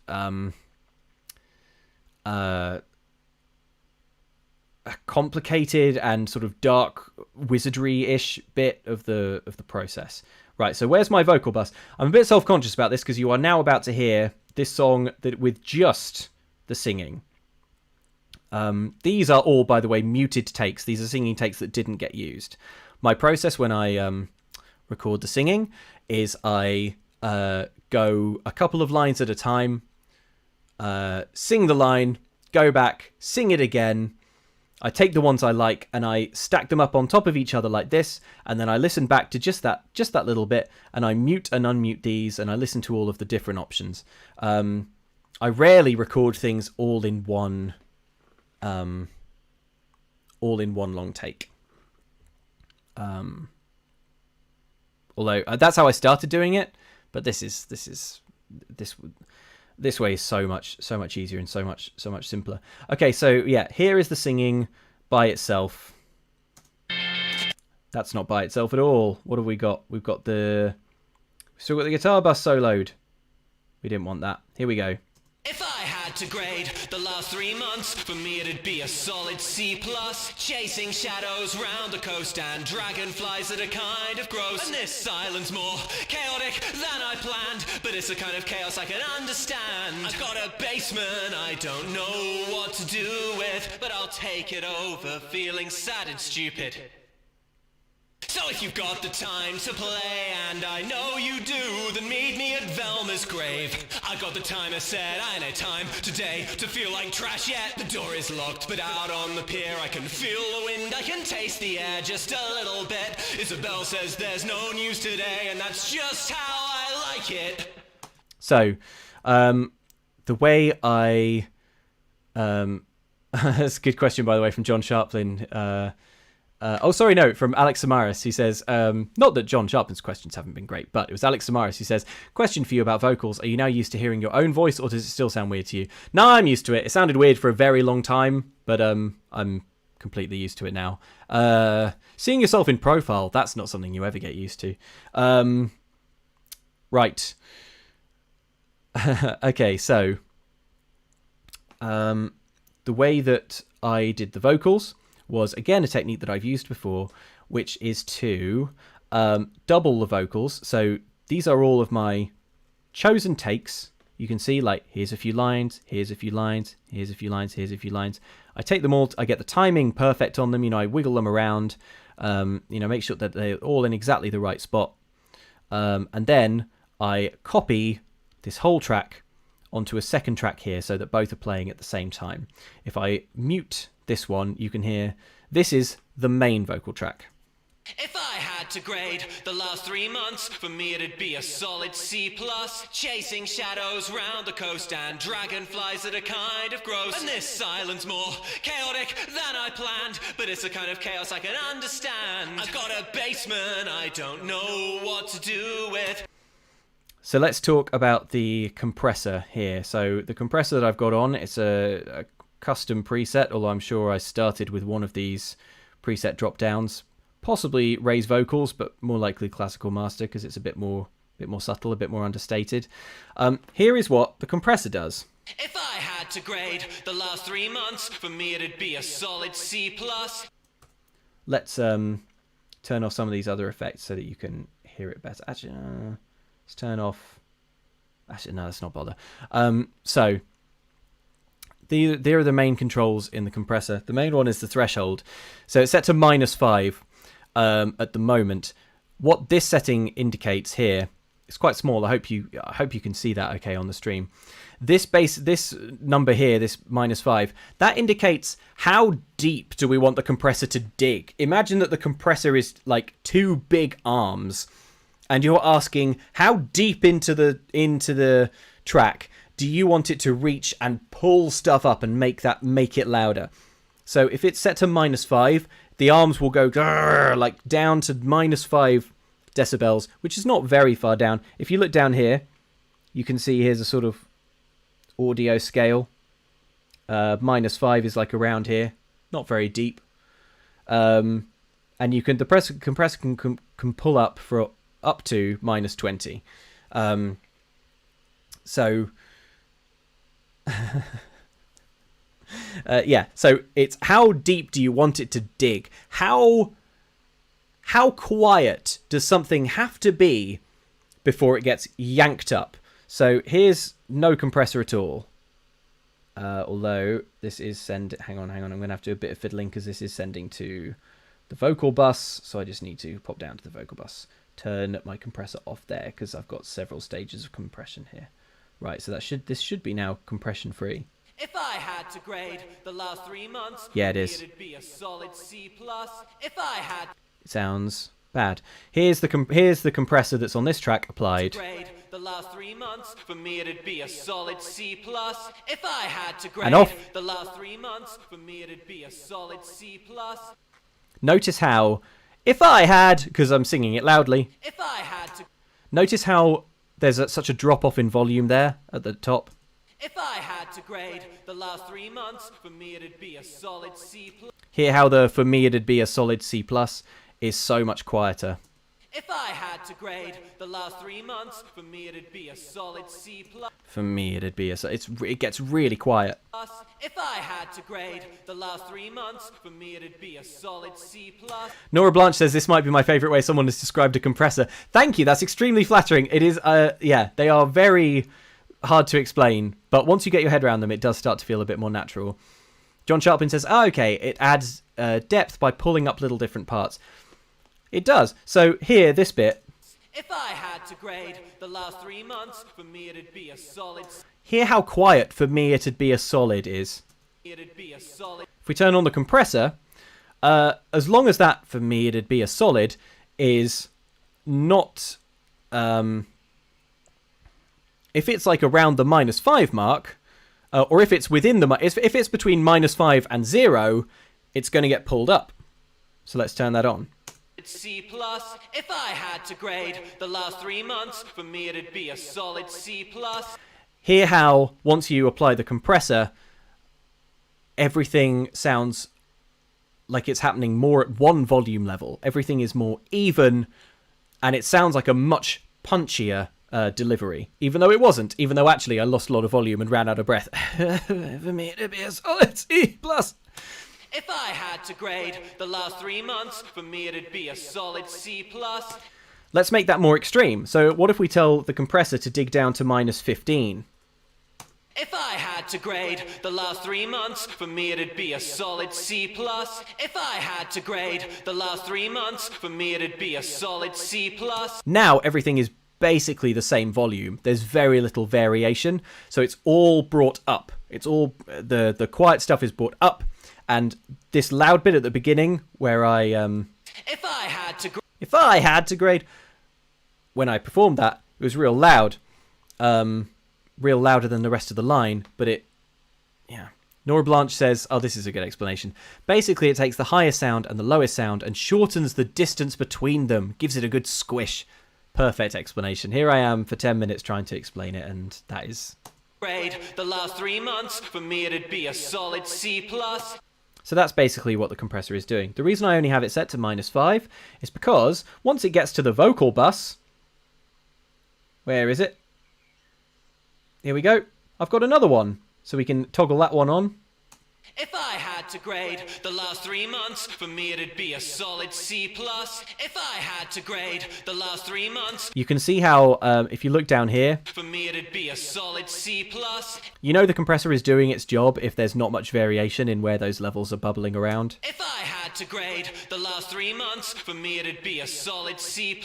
Chasing shadows round the coast and dragonflies that are kind of gross. And this silence more chaotic than I planned, but it's a kind of chaos I can understand. Obviously, when I sang that chaotic than I planned, it was really loud, really, much louder than the other words. But thanks to the compressor, everything is the same level. That are kind of gross. And this silence more chaotic than I planned, but it's a kind of chaos I can understand.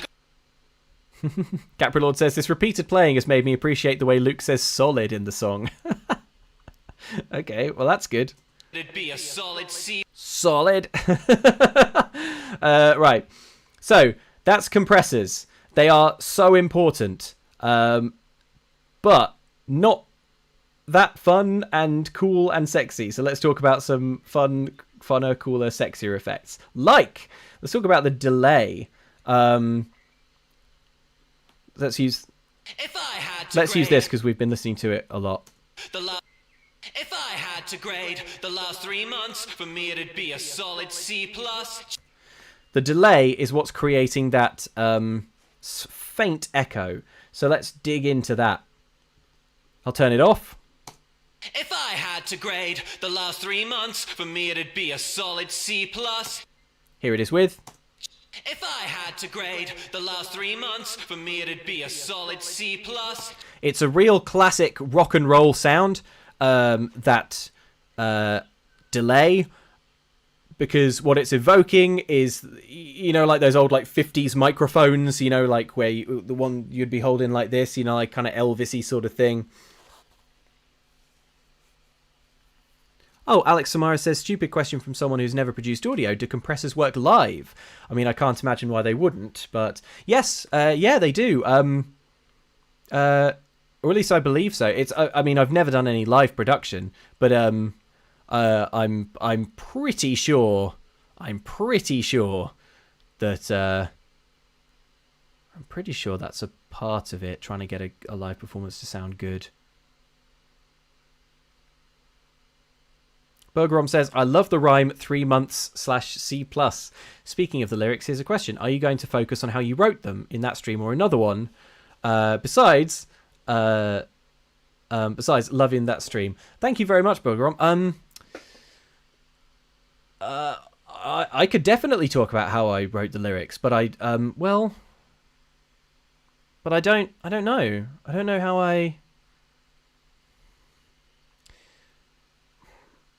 I suppose it's a slightly tricky one because it's less mechanical. So it's harder to talk about. But I tell you what, before the end of the stream, we'll talk about the lyrics before we get to the end of the stream. So that delay, here's how that works. So if I turn the feedback up, you can hear how that would sound like if I really crank up that delay to an extreme amount. If I had to grade the last 3 months, for me it'd be a solid C+. Let's go even higher. I had to grade the last 3 months, for me it'd be a solid C+. If I had to grade... You have to be careful with this one. This is a real live wire. So yeah, you want your feedback to be subtle. The last 3 months, for me it'd... If I turn it up though, we can turn the delay up and down. The delay, this slider, determines how far after the sound you hear the echo. It'd be a solid C+. If I had to grade the last 3 months, for me it'd be a solid C+. If I had to grade the last 3 months, for me it'd be a solid C+. Much shorter. If I had to grade the last 3 months, for me it'd be a solid C+. This is the effect that makes you sound like you're in a metal box. I had to grade the last 3 months, for me it'd be a solid C+. There you go. So you've got to be real careful with this one, but if you are careful with it... If I had to grade the last 3 months, for me it'd be a solid C+.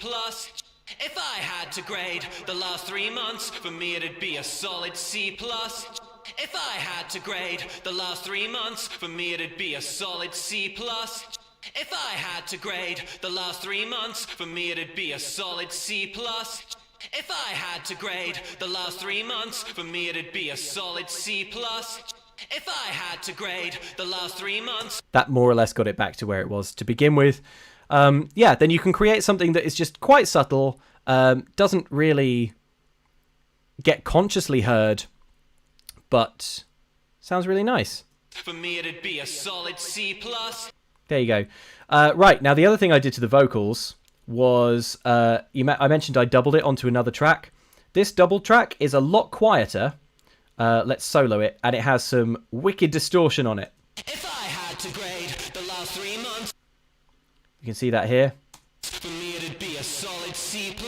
Chasing shadows round the coast and dragonflies that are kind of gross. And this silence more chaotic than I planned, but it's the kind of chaos I can understand. I've got a base. That's obviously too much distortion, but because it's very quiet and very subtle, and because we double it up with this one, If I had to grade the last 3 months, it means that the vocals overall have a kind of crunchy sort of sound that it hopefully isn't too overwhelming. for me it'd be a Sorry I missed this from Fran Fry, who says, I'm super late but loving what I'm hearing so far. Thank you, Fran Fry. Thanks for the super chat as well. Very, very kind. Thank you. If I had to grade the last 3 months, for me it'd be a solid C+. There we go. And that is basically what is going on with the vocals all the way through. There is nothing too much more complicated until we get to the very end, and then things are doubled again for here. Thank you, Blueberry and Diana too. I'd name check the developer, but I'm scared. For the sort of like last bit, because I wanted it to... I wanted the delay to be... That delay that we were just playing with, I wanted it to be nudged up a little higher for the... LeBlanc says, but Luke, if you had to grade the last 3 months, what would it be? For me, it would be a solid C+. Yeah, I wanted that echo to come in a little more intensely, just right at the end of the song. So I doubled these tracks again, and then there's more delay on these two, so you can kind of hear the difference. Here I can feel the wind, I can taste the air just a little bit, and all I need is a little bit.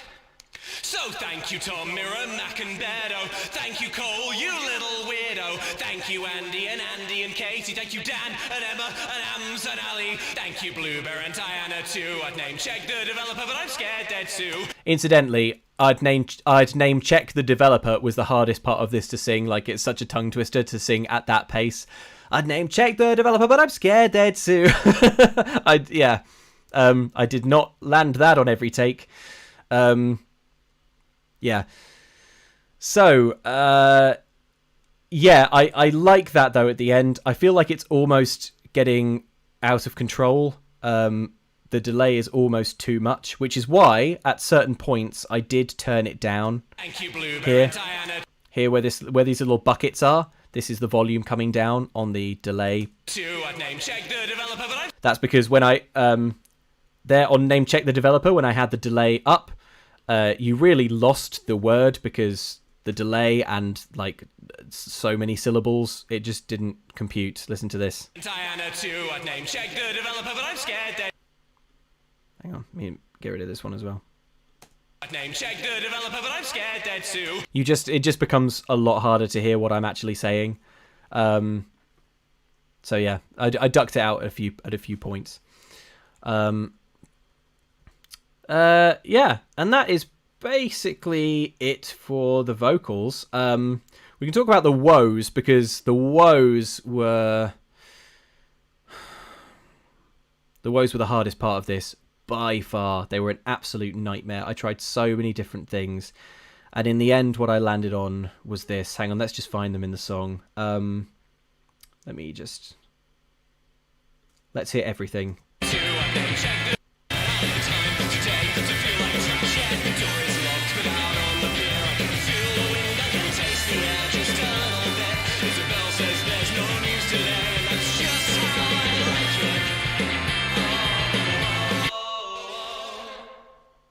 Right, so here's what happened.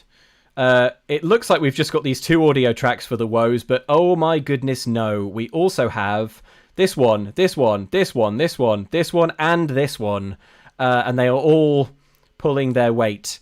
So to go through them, these two are the main sounds. They are the least subtle ones. If we solo just those two, you can hear this is actually really subtle. I don't know how clearly this comes through, but I actually sang this as a harmony.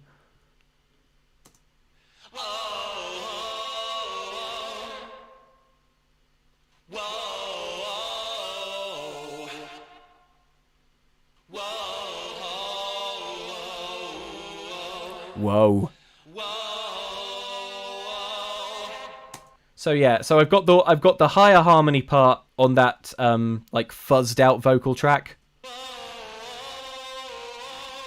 And then I've got the sort of more mellow one on the more mellow track.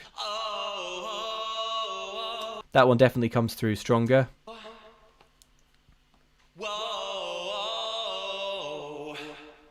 Nice harmony, says Reader Ave. Thank you very much.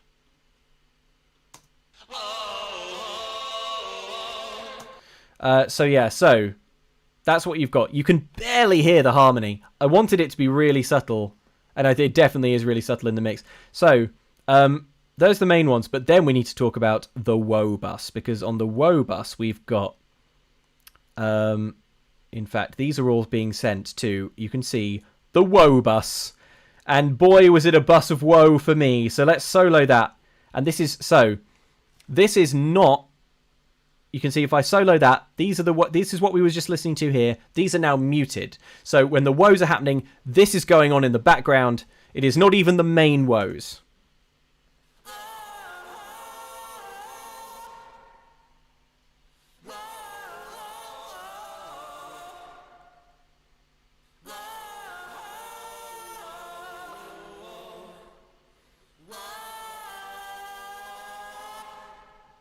So, what we basically have there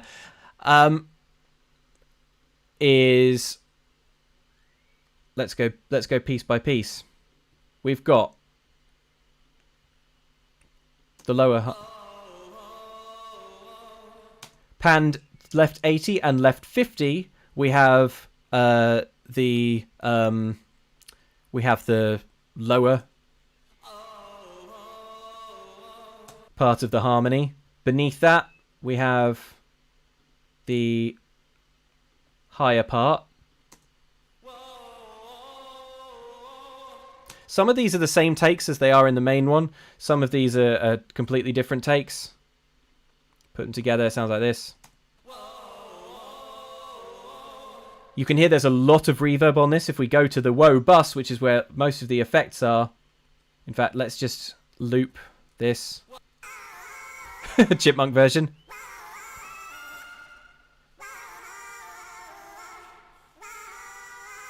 That was good.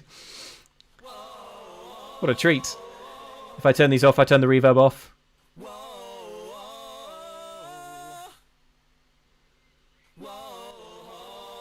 So you can hear there is like an enormous amount of reverb on there. I'll tell you what, seeing as everyone enjoyed that chipmunk bit so much, at the end of this, I'll do the whole, if you want, you can hear the whole vocal track. The whole vocal track on double speed. There's a compressor on here. What's that doing? Oh, it's -20. It's digging deep. See how quiet it is without the compressor. Flattening everything out with brick wall aggression. We've got distortion on there, we've got the stereo expander, and we've got this parametric equalizer, which is also quite intense. It sounds too low and muffled without it. Gross with the equalizer. Just bringing up the highs. Obviously I didn't like this frequency, let's hear it. No, gross. It's got to go. Sounds much cleaner without it.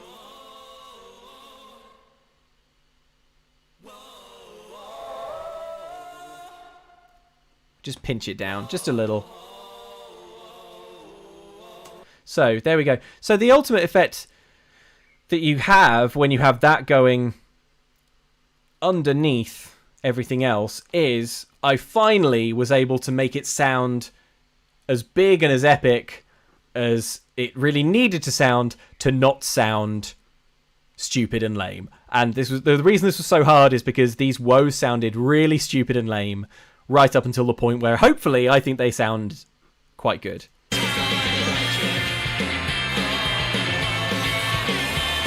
Now that you've heard it broken down, can you hear those background woes? Oh, there's one that we didn't even talk about yet. One part of the woe bus that I completely forgot to mention, and that is these. So The first time I sang this song, I sang everything an octave up. I will play you some of that, even though it is embarrassing, and I gave up on it because, although I performed it a few times through, it was just a bit too high for me. I wasn't able to sing that high and sing well. In fact, yeah, you can listen to some of those. I don't care. What the heck? It's these ones, I think. It's like, yeah, I think it would be down here.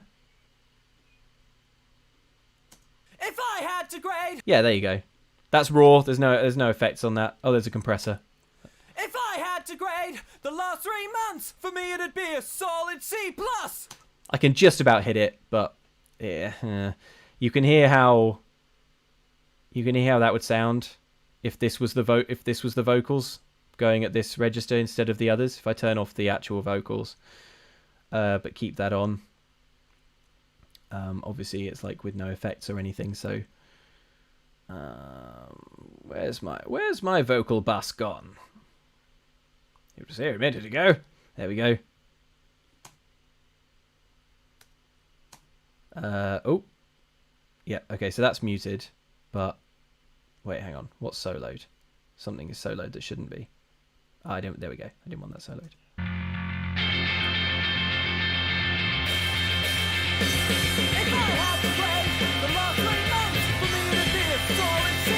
The timing on this is also slightly out.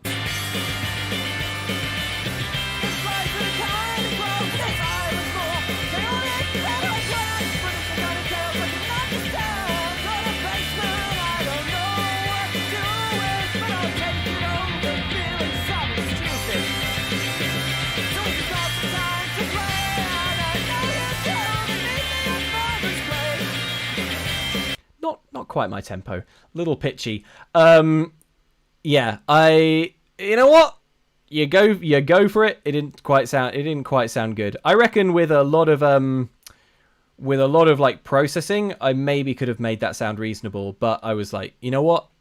I'm going to go I'm going to perform it lower. Let's hear a bit more screeching, shall we? The door is locked, but out on the pier I can feel the wind, I can taste the air just a little bit. But when I did this through, I recorded those woes an octave up.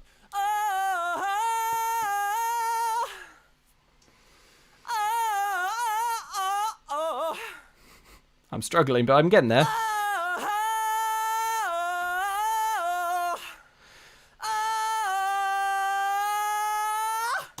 So, what I did with the woe bus was I actually took those high ones and I recovered them back into the mix. And you can hear them here.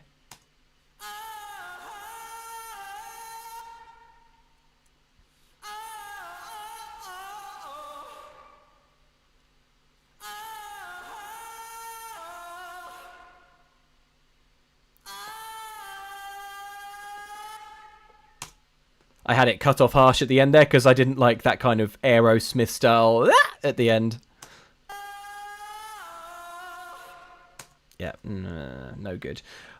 So, with those underneath, see if you can notice them now that, in fact, look, here you go. Hear the whole woe bus by itself now with the high ones as well.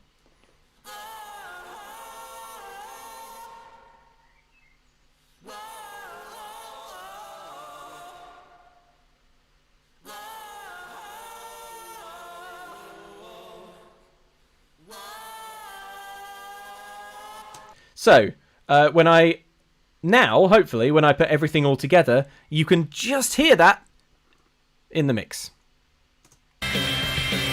Wait, I didn't turn the actual vocals back on. Come on, Luke. That's basic. Sorry about that. There you go.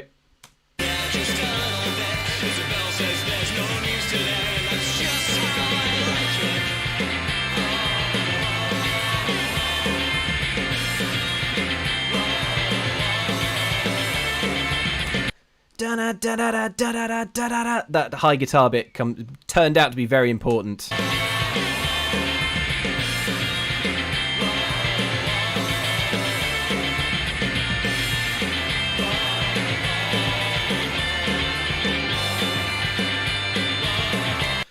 So there you go. That is the vocals, and basically, I mean, there's more stuff that I did, but it was just more stuff of the kind of stuff that I've just described.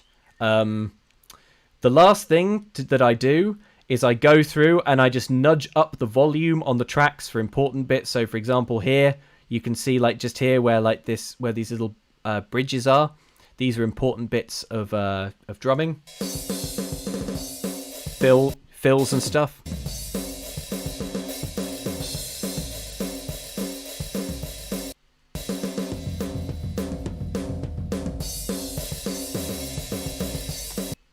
Yeah, and I go through all the tracks and I nudge things up. I do that with the vocals. I do it especially with the guitars. The thing that I did the least work to was the solo. I really did almost nothing to the solo. I sent it to the guitar bus, but that was about it. Whereabouts is it?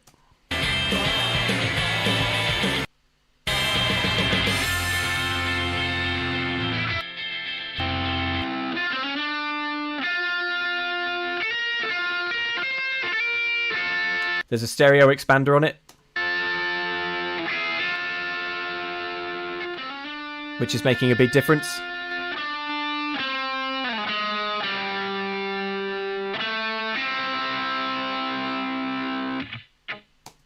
Conk. I thought about cutting off that conk at the end there, but I didn't. I like it. It sounds more natural. Yeah, I just didn't want to touch it at all. I liked the tone. I liked the sound. It didn't need anything. And the more fussy I got with it, the more, like, I could put a delay on it or something.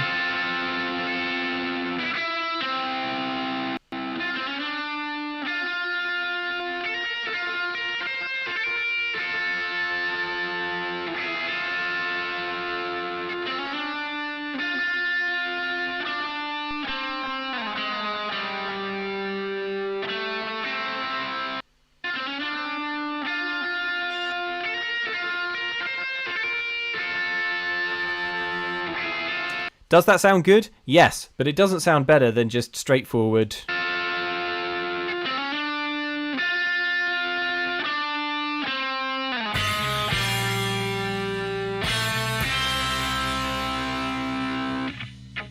Conk. The only other thing to talk about is the bridge, where things do get a bit different. Things get broken out onto different tracks. So this is the bass. Oh, by the way, you can hear what I did to the bass. Not loads. I'll turn off the effects. Turn them on.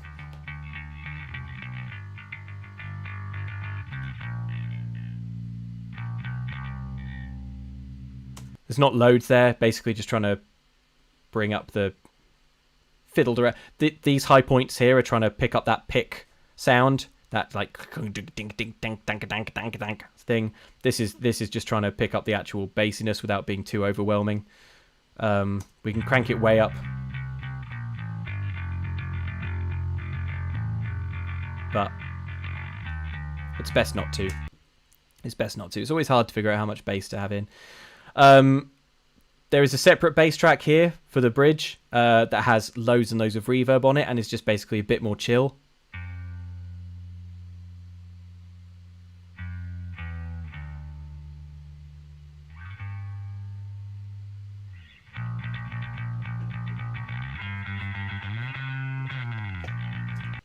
Very pleased with that dive there.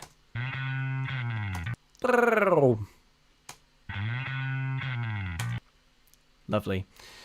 If I do say so, it's just a bass slide. It's not. I wouldn't be sounding so vain about it if it was anything even remotely complicated. You just go like this. Yeah, the timing just worked out quite serendipitous. So that, folks, is basically it. The last thing to do is, like, once all of that's done, once everything is panned and mixed nicely, the last thing to do is mastering, which is frankly not that interesting. So let's not get super into it. Basically, you have to, like, you have to figure out the right loudness for the song. It's my least favorite bit. It's I absolutely hate doing it. The worst thing is that you have to like iTunes and Spotify and all of these stores apply their own processing to an audio track after you send it to them. So you have to level yours in anticipation of that to try it, because you want it to sound good once it gets spat through their machine. And yeah, it is really hard. I don't know if I completely nailed the master with this one, if I'm honest, but it's minor quibbles. I'm really happy with the song generally. I think it sounds great. I think I'm really pleased with my playing on it. It obviously took a lot of takes, but yeah, I think this is the best guitar playing I've done. Yeah, I'm pleased. So I think, how about we listen to the whole thing through once in here and just see if you notice anything that you didn't notice before. Oh, by the way, that hum at the very beginning, that is just I plugged the bass into one of the virtual guitar amps, hit the bass like clong like that, so it was making a noise. Then started recording, so it's kind of like it's just feedback. It's feedback basically. Philip Ratkovich says, Model Ships is still my favourite. Not a gamer, so I find the lyrics more relatable, but love these sounds and streams. Thank you for being so witty and so cool. Thanks, Philip. That's really nice. That's really kind of you. Nora Blanche says, how long from start to finish did this take you? I wish there was a little hour counter down here in the corner that showed you how long you've been in one project. I don't know. Not too long. Just because most of the things that I was doing in this are things that at this point I have done a few times before. But I guess just in Audition, I think I would probably put it somewhere around 10 hours? Maybe. The thing is, it's a bit like a video game, in the way that if nothing proves difficult, you can cruise through the whole thing. But when something does prove difficult, suddenly that's like, oh, I'm stuck on a boss or something, and that takes up a ludicrous percentage of the overall time. So I probably spent half the time I spent in this whole thing just on the woes, because they were the hardest thing to get right. But they were hard to get right because I'd never done it before, basically. I had some woes on difficulty spike, but they were... I was going for a slightly different sound. I wanted this to sound epic, and it was hard to do. It's hard to do when I'm not that... Oh, guitar nearly fell over. When I'm not that epic a singer. Gentle Mandrill says, first of all, don't be afraid of praising yourself. You did so well with this song. Also, the stream was super informative and entertaining. I feel like I now understand a little bit of music stuff. Oh, that's great. That's great to hear. Okay, well, look, to round us off, here's what we're going to do. I'll play the song once through so that you can hear things, you can listen to it. Hopefully, you hear a few things that you didn't notice before. Danny McNamara says, Ornstein and Smo. That's very good. It's very good Dark Souls fun. Yeah, listen to it through, see if there are things you notice. Let me know in the chat if there are or if there aren't. And then after that, as a special treat, if you're very good, I'll play the vocal track through at double speed in Chipmunko Vision. Oh, Dawn Seabrook, thank you so much for the super chat. Tip to the artist for making such amazing and relatable music every time. That means a lot. Thank you, Dawn. That is really generous as well. I appreciate it. Okay, here we go.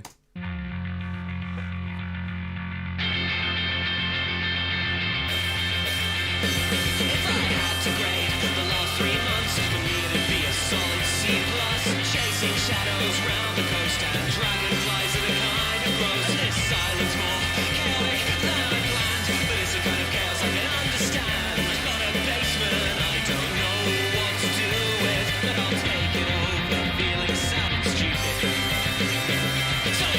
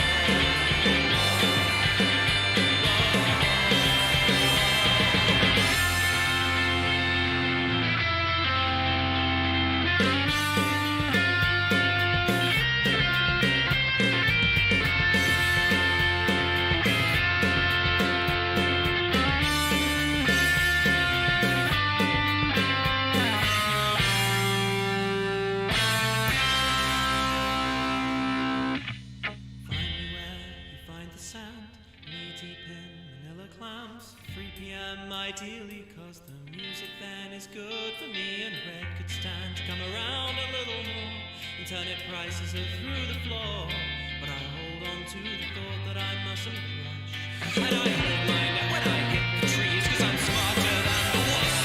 So if you've got the time to play, and I know you do, then meet me at Velma's grave. I got the time to set, I don't know who've got all these fishing bugs yet. The door is locked, but out on the pier I can feel the wind. Taste the air just a little bit, and all I need is a little bit. So thank you, Tom, you're a Macadero. Thank you, Cole, you little weirdo. Thank you, Andy and Katie. Thank you, Dan and Emma and Ams and Ali. Thank you, Blueberry and Diana too. I then checked the developer, but I'm scared they're too. Thanks for something to obsess about. It wasn't the virus on my own self-doubt, and I've not done anything that worthwhile, but I guess it was something I needed, so I'll never forget when Isabel says there's no news today. That's just how I like it. There we go, a little ride cymbal on the end there. I realised when we went through there we didn't talk about the hi-hat sizzle, the in the bridge, because that was a tricky thing to do. All right, you've all been such wonderful company. Thank you. Oh, we got us. Thanks, Fran Fry. And Archer8492 says, a tip for the music, the streams, and the lovely and relatable content. See you Thursday for some horroring. Oh, yes. Right. Because you were all so well behaved, let's solo that vocal bus. Let's solo that woe bus. And let's go from the beginning on double speed. All right. This is going to round out the stream. Thanks very much. Thank you, everyone, for watching along and indulging my desire to show this stuff off and explain how it was done. I don't know why more bands don't do this, because it's so interesting, and having done it myself, all I want to do is be like, look at the you did it there, and it's there. I can think of so many songs that I would like. I would. There's probably a few songs that I would pay like hundreds of pounds to see this inside them, because I love them so much. All right, okay, well, right, here you go. Thank you so much, folks. Thanks for watching. Here is the chipmunk version. Double speed. Take it away, Luke.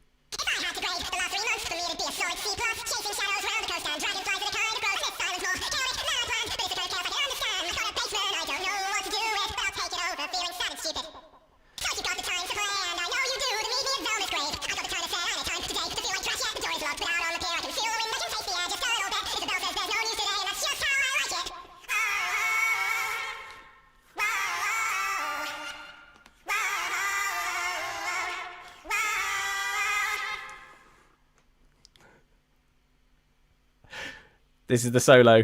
Hang on. Why don't I? You can have the solo in chipmunk audio as well. It's only fair.